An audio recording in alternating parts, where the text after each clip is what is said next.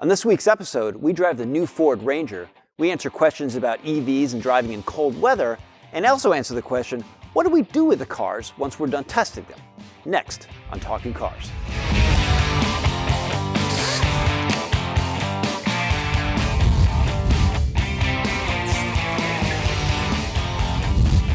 Hi, and welcome back. I'm Mike Quincy. I'm Mike Monticello. And I'm Ryan Pizlakowski.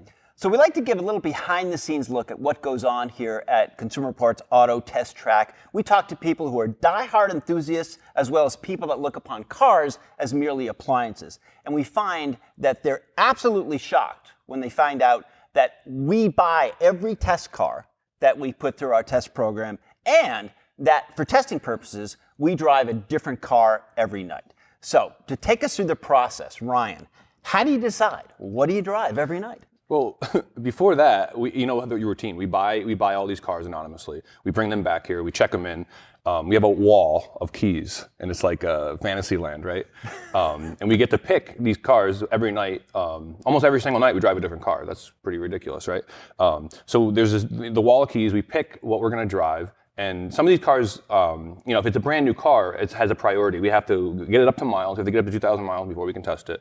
And there's people that are writing first drives, or the engineers, people that have a direct influence on the early testing have to get in these cars, first. Or video producers that get on us for doing a first drive video. Yeah. They're always bothering us to do more work. So there's some sort of I don't want to call it a pecking order, but there's priorities. People need to get in these cars, and we all understand that, and make way for that. And once they're done testing them, they go to another wall.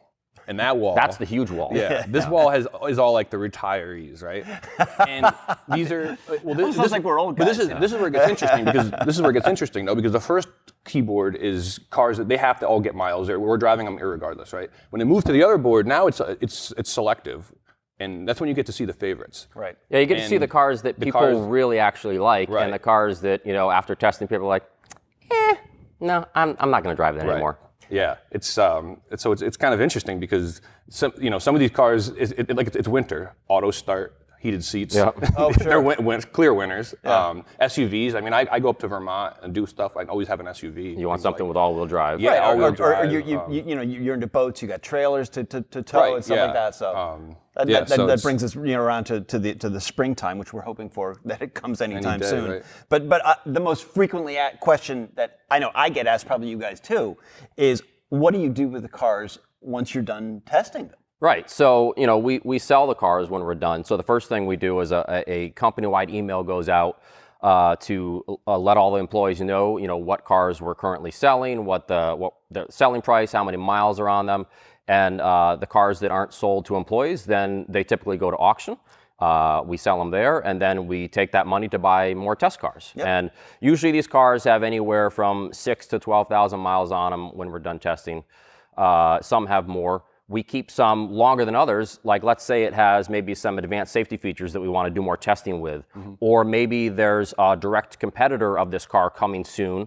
We want to keep this current car in our test fleet so that we have some really good back-to-back comparisons. And so considering what we have on hand right now, Mike, what's kind of a go-to car that you find yourself signing out? So I actually have a few go-to cars. I mean, one of them is the Hyundai Veloster Turbo. Now the only one we have with the manual. It's the only car we currently have with a manual transmission. It has really great handling, really nice 6-speed manual shifter. I actually don't go to it quite as much right now because it's quite cold. It has summer tires. Yeah. Summer tires don't work as well in the winter. But when it's a warm-ish day, I'll take it. And it just kind of goes to show how important a manual transmission is to me because I actually don't even really love that car. It rides pretty stiff, and it's not like it has tons of power, and it's front-wheel drive. I'm not a fan of front-wheel drive performance cars, but it shows how much I love driving a manual transmission. I will drive that car any chance I get. But other cars that I go to, Genesis G70, it's like a nicer Kia Stinger. I love that car. BMW X5, I mean, it's a fantastic SUV. It's just great in every way, smooth, comfortable, nice powertrain. The X5 doesn't get cold. It gets driven so much. Yeah. The keys are never available. And then the Ram 1500 because it's my favorite pickup truck. I love pickup trucks. It's so capable yet drives almost like a car, and it has a great sounding V8. So those are my go-tos. Yeah. And so Ryan, when you can choose, what do you find? Yeah, I mean, it's like I said earlier, it's winter. I've been going up north a bunch. I use the X5 a lot. I like the Silverado. You know, like you mentioned the Veloster, like I don't fit in it that well. Yeah. It is fun to drive, but there's just times when I'm like, it's just frustrating because I don't fit in it that well. I find myself, as I've mentioned before, I go through SUV fatigue. Mm-hmm. I just sometimes get tired of it. I miss cars. Yeah. And I find myself signing out the Nissan Altima over and over. Yeah, it's got heated seats. It's got a decent ride. It has Android Auto, so I've got a map. I've got my music. It's just an easy car to live with. Yeah. I mean, it definitely has its faults, as we found in our testing. But I'm comfortable in that car. I don't know how else to put it. So and no one's fighting you for the keys. And no one's fighting me for the keys. but like you guys, I mean, I'm gravitating toward pickup trucks all the time. You know, these are test vehicles. We take them to Home Depot. We go to the garden centers. We use them to work all the time. Right. And I also am with you on the Ram and the Silverado, both great trucks, which kind of brings us to our next topic of what we're driving this week at the track.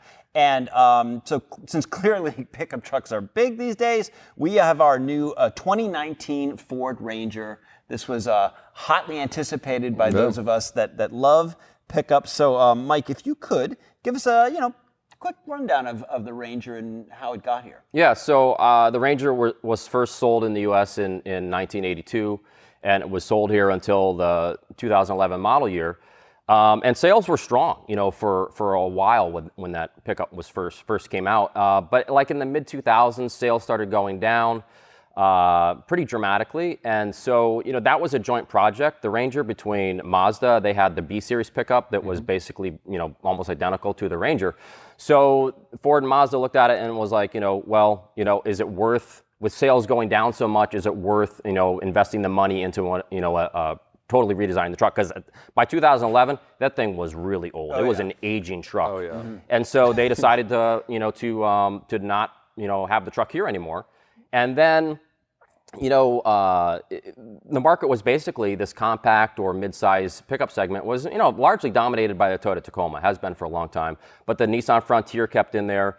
But those the Tacoma especially is quite an old design as well. Then Chevy with their Colorado and GMC with the Twin, the Canyon, redesigned their pickups. And I think Ford looked at it like, okay, hold it. We have a Ranger that's sold in other markets. Right. This and the Ridgeline was redesigned. Jeep Gladiator's coming out. I think they said we got to get back in this market because pickups are still hot in this country. And so they have this existing desigin sold elsewhere. They brought it back here, and that's where we are now with this 2019 Ford Ranger. And not everyone needs, a 1,500 half-ton pickup truck. I mean, for a lot of people, I need a 3,500 dually diesel, but that's just me. That's just me. You need a step ladder to get up in it. Come on. Another short joke. They have running boards. This I have a hard time with this segment because this truck, the Ranger we have, was about $40,000. You can get a full-size truck for a little more money. Right. And I personally think it's crazy because I don't fit in these trucks as well. And it's half the truck. I mean, it doesn't make sense to me for that kind of money. If you are space conscious and you want a smaller vehicle, it makes some sense. But beyond that, I posted on Consumer Reports Facebook page a picture of the new Ranger, and I said, and we spent $40,000 plus, and almost every comment was $40,000. It's a lot of money for that. So we try to outfit the trucks a certain way. All cars we try to outfit the way we think most people are gonna. Right. The way the truck's going to be sold. Yeah. So that's why right now that truck's $40,000. Our current full-size trucks are right now ending up at about $50,000. So for $10,000 more, you're going to have a really nice full-size truck, not a stripper. Prices are always coming down. That's what I mean. You could. Yeah. No. Yeah. But anyway. Either way, I drove it. Yeah, I was going to say, how does it drive? I drove it last night, and I was pleased actually because I went into it like the Tacoma. I don't care for the Tacoma. The Tacoma's great, but it doesn't. I don't fit in it well. It doesn't excite me when I drive it. I'm just. The Colorado is the same thing. I fit in that better. Mm-hmm. This thing I actually fit in it quite well. The seating position is nice. I can see. My gripes. The powertrain. It's got a 4-cylinder EcoBoost Turbocharged 4-cylinder. Yeah, and it has plenty of power, but it's not smooth. There's some sort of a driveline vibration, I feel. I'm not going to harp on that too much because it might be, this thing needs to break in a little more. Exactly. It's only got 400,000 miles, or 400,000. 400,000 miles. We didn't drive it that just far. broke our record for most miles on a fast car. It's only got 400 miles on it roughly, and things are going to keep settling and breaking. We've noticed that things like transmissions change over our braking period. They sometimes quite often get smoother during that period of time. And with the transmission, there was a couple goofy shifts, and these things. Stuff. These things get ironed out. But I mean, it's got plenty of power. I was happy with that. The Tacoma feels underpowered to me. Even the Colorado feels underpowered to me. Right. This thing on the highway, I noticed quite a bit of wind noise from the door seals and the seals, I guess. Yeah. Other than that, it's got. I'm with you in a lot of ways. I was actually really looking forward to this truck. So in some ways, I was a little more let down because I really think we need a really good. Compact. I came looking. No, you're right. I think the market needs a really good compact pickup. It looks the part, no question about it, and it's a real truck, unlike the Honda Ridgeline, which is really just a glorified SUV with a car. Yeah, it's basically a car. This is a real truck. The biggest gripe for me is the ride. It has one of the stiffest, bounciest rides I think of any pickup on the market right now. Do you think it's worse than the Tacoma? I'm not saying it's worse. I'm saying it's, I think it rides better than Tacoma. Mm-hmm. I think that's interesting. I'm with Ryan on this actually. It's not a smooth ride. It's not a smooth ride. Well, they're never a smooth ride. No. Right. And so if you're a pickup person, you're going to put up with it. I had it for a weekend and I put a lot of miles on it, and I was fine with it. But it's definitely noticeably bouncy on rougher roads. It's trucky, no question about it. Right. So I think that's probably my biggest gripe is that it's someone who buys a Ridgeline, it's completely different. Completely different. You can't even compare those two. Well, but people do. Right. That's the problem. Well, and we do. I mean, we compare them. So we have to. I'm a big fan of the Ridgeline. It drives really nicely. But the it's thing about the Pilot, I mean, of course it rides well. Right. But I agree with you on the drivetrain though. To me, it sounds wheezy. It sounds wheezy, yet it's got good power. It's really weird. It does. And then also keep in mind, it has a 10-speed automatic transmission. That's pretty impressive, and I found in general it shifts pretty smoothly. It's still breaking in, but there was a couple times where I would, be exiting a low-speed turn, and it was, a little delay on figuring out which gear it wanted to be in. Right. I was. Other than that, I think it's a little silly. I don't like the 5-foot bed. I think, it's tiny. And you can't get. If you want the 4-door crew cab like what we have, you can only get the 5-foot bed. So the way the Ranger works is, if you get the smaller, extra cab or whatever, you get the 6-foot bed.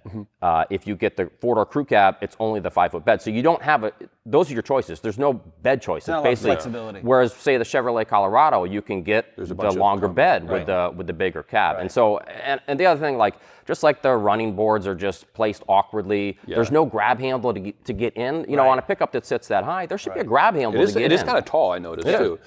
Just one more thing on handling. I thought was interesting is this thing feels like a miniature F-150. It got that dull, slow kind of steering. It's kind of just dead. It feels like a miniature F-150 in a bad way. And when you turn, it actually has body roll. It kind of dives a little bit, and that's kind of that trucky feel. Right. I don't think it's the end of the world, but it was interesting to me that it reacted kind of like that. Because the Colorado is nothing like a Silverado, in my eyes. But. So, keep checking back from Consumer Reports. It's still fresh. So keep checking back with consumerreports.org. This is just our early impressions of We're going to have more information. Pretty soon we're going to have a first drive and a video, which takes us to our next section of questions. Please send us your video and text questions to talkingcars@icloud.com. First up is a video question about the Toyota RAV4 hybrid, and let's take a listen. Hello CR team. I and my husband are expecting baby in June, and we are in the market to buy our first car in next month or so. I have a question about 2019 RAV4 hybrid all-wheel drive system. I have learned that the rear is disconnected from the front and the rear wheels get power from the auxiliary battery, which get charged when brakes are applied.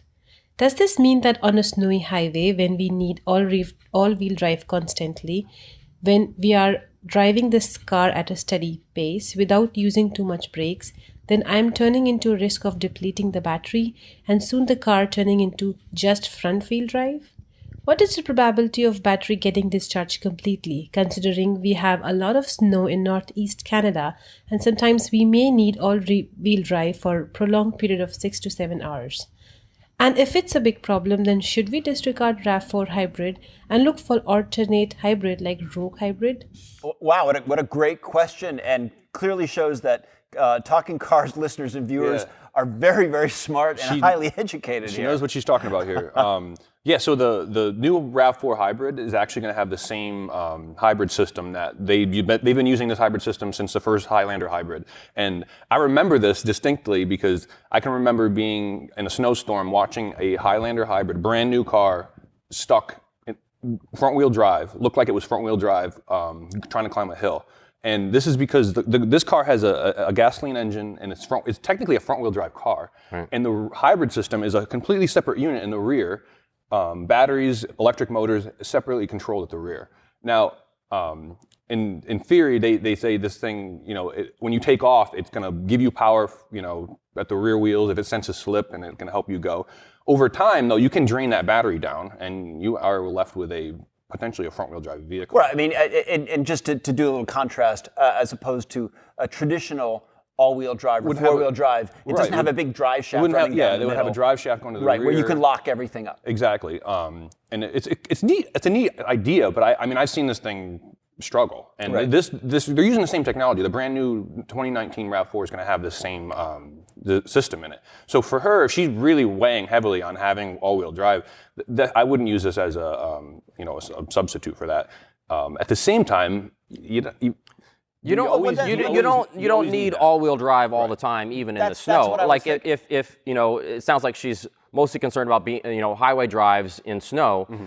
Well, hopefully she has four snow tires, because that's actually the most important thing. Is if she drives in a lot of snow, she should have 4 snow tires.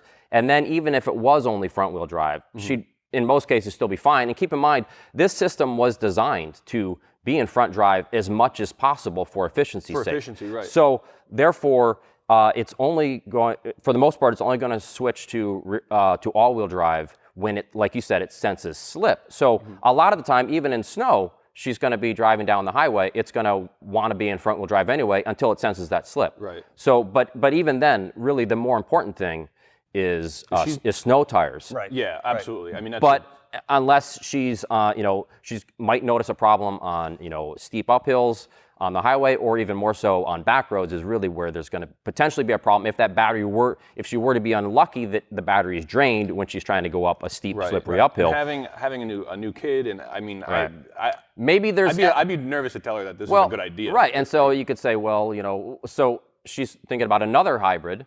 The Nissan Rogue hybrid. But the problem is, a lot of these hybrids, they're going to work, they become all-wheel drive in the similar way. So maybe a hybrid all-wheel drive is not her best choice. Correct. Right. Alternative that we talked about is one of Consumer Reports' top-rated vehicles, the Subaru Forester, which you don't have to worry about the all-wheel drive system. Right. Saying bye-bye when you're using it a lot. So. It's not going to be as efficient, but it's still quite efficient. Still gets really good fuel economy. Do you want the efficiency, or do you want the safety of being able to get unstuck from it? Now she has no more worries about the all-wheel drive system not being there when she needs it. Anyway, thanks for your question. Very astute. You clearly know your cars. And now we're going to move on to the next one, which is getting a used EV and winter driving. The question reads, I live in New Hampshire and looking to get an EV car. I'm looking at a used BMW i3, a used Tesla Model S, or a new Model 3 all rear-wheel drive. How does an EV rear-wheel drive handle in the snow, with snow tires, of course? Thank you, CR, for teaching me about snow tires.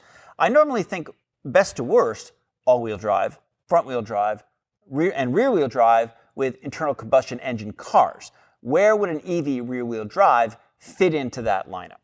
So, Ryan, Tire Man, tell us pros and cons. This is an interesting question, because it's not an easy answer. The first thing that comes to mind is he says he lives in New Hampshire. It's cold there, almost half of the year. It's cold there in August. My first reservation would be having an electric car in a cold climate, because it would drive you nuts. You lose a lot of range. Right. The batteries, worst enemy is the cold. Okay. Right. We did a story on this recently on So that'd be consumerreports.org. my first issue. But going back to what he's saying, 100% you have to have snow tires. A rear-wheel drive car is going to, a rear-wheel drive electric car, because you have electric motors, they have regenerative braking. My concern would be, when you lift off the throttle, you're gonna have to get used to this. When you lift off the throttle, it's essentially dragging at the rear end. You're creating a rear brake bias. Which is a weird feeling on a dry surface. On a dry road, right. Now, if it's a slippery surface, they're gonna be dragging, and if it's really slippery, the stability control, the car's gonna be doing a lot of work. Now, you're not gonna spin out of control. We have, modern stability control is very good, especially in these cars. But is it going to go in the snow? Absolutely. I think there's going to be some learning curve there of like driving it smoothly and not dealing with all that, the stability control going crazy. He's right. I mean, an all-wheel drive car is probably your best bet with snow tires, of course. When it comes to front and rear-wheel drive, it's preference. I mean, I drove a BMW for years with 2 sandbags and snow tires, and I went anywhere I needed to go, but I preferred that. For the average driver, maybe front-wheel drive's a little bit better with snow tires. That's preference. I think that front-wheel drive is easier to control for most drivers because you don't have to worry about power on oversteer like you do with a rear-wheel drive car. Rear-wheel drive car is definitely more fun. But what I don't like about front-wheel drive cars is you're asking, the front wheels to do two things. Both drive the car, power the car forwards and also steer the car. And that's what I like about, rear-wheel drive cars. But I think the bigger question is, why does this person want, is there a specific reason he's looking for rear-wheel drive? And if that's the case, living in New Hampshire. if that's the case, then if you want the rear-wheel drive because you find it more fun to drive, then go for it. But you could go with a little newer Tesla and and get all-wheel drive. So that's another option. Right. But the interesting thing about these electric cars though is, I looked up the weight distribution, and it's actually not bad. I mean, so for instance, the i3 is 55% of the weight is to the rear. This is our testing. The Model S rear drive was 53% to the rear, Model 3 52% to the rear. So this is what we put on our scale. We put on our scale. So the point is, there's some weight back there. A lot of cars are, a lot of rear-wheel drive cars are more 50-50. So you've got a little bit more weight over the rear to give you some traction. But the most important thing is, with snow tires and ABS, traction control, and electronic stability control, you're going to be fine, even with rear-wheel drive. Right. I was going to make the argument. With front-wheel drive, the weight is over the drive wheel, so in slippery conditions, that's usually... But it gets complicated. It does get complicated because the weight transfer goes rearward. Thanks so much for your question. Kind of brings us to our final one. Unfortunately, we got to wrap this up. The question reads, love your show. I drive a 2018 Accord EXL and love all the driver assist systems. I drove the car in light snow, and after 10 minutes, I got a message on the screen that the radar is obstructed, meaning no driver assist, which you're probably seeing on your screen right now. What can one conclude from that about self-driving cars in the winter? Exactly our concern. Right.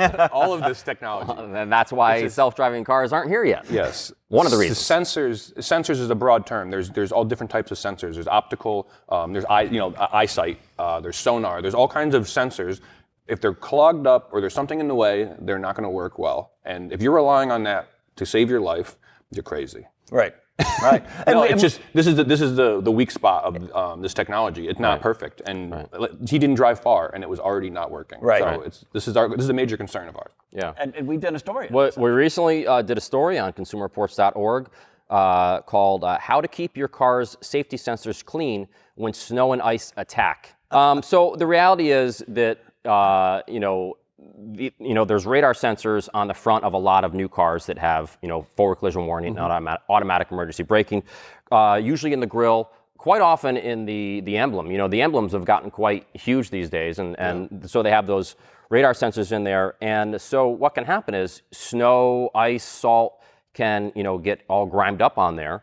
And so when that happens, the system's going to shut down because it knows it can't see what it needs to see anymore. And it will give you a warning on your dashboard that this has happened. But now, forward collision warning, automatic emergency braking aren't going to work anymore. So you can no longer rely on that. It's a little bit regional because if you're in the snow belt, this is going to be a bigger issue. But still, sand and dust and mud in the southern states is eventually the same. It's going to do the same thing. You have to keep these things clean. And you also need to, and keep in mind, there's sensors all around your cars these days. You know, lots of them, yeah. you know, for blind spot warning and things like that, and your rear view camera. You know, there's a little lens back there that you know, even in rain, it'll, you know, if you've been driving in rain and you put, you know, the car in reverse, it's very blurry back there because it's all has you know, water all over it. So it's important to keep these sensors clean. If you are driving on a snowy trip or whatever, and it gives you that warning, you know, pull over at the next rest area that you can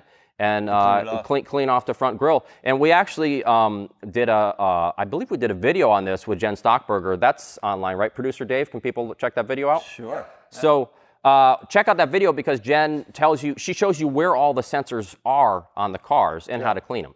But the more important thing is where they are. And also your owner's manual will tell you where all those sensors are on your specific car. And that's very important to know that when you get this warning that, hey, these things aren't working right anymore. Well, you need to know where they are so you can clean them. Well, that's going to do it for this episode. If you want to learn more about the topics of the cars that we talked about, check out the show notes and keep those questions coming to talkingcars@icloud.com. Thanks so much for tuning in. We'll see you next week.